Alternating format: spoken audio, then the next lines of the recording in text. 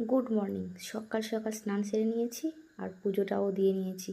মনের মতন করে ঠাকুরকে সাজিয়েছি। কেমন লাগছে? ভালো লাগছে না? আজকে সানডে, আমি রান্না করেছি মাটন। আমার হাজব্যান্ড বাজারে গেলে, মানে সানডেতে বাজারে গেলে তুমি যতই বারণ করো, ওই যে যদি বিক্রি হয় মাটন নিয়ে আসবেই। কারণ দুজনার খাবারের পছন্দ সম্পূর্ণ একই, আর ভালোবাসার খাবার হচ্ছে মাটন।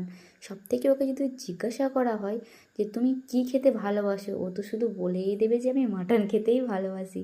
আমার ক্ষেত্রেও সেম, আমিও একই কথাই বলবো। তাই বেশি কথা না বলে শুরু করি খাওয়া। আর রান্নাটা যে কী টেস্টি হয়েছিল কি বলবো তোমাদের। যাই হোক, ছাড়ো।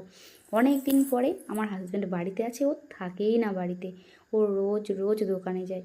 তো ভাবলাম আজকে একটু নানান রকমের ফল নিয়ে আমি ওকে দিই। তবে এগুলো আমি একদমই পছন্দ করি না, জানো তো। দুপুরের বেঁচে যাওয়া মাটনটা দিয়ে ভাবছি রাতে ডিনারটা কমপ্লিট করব।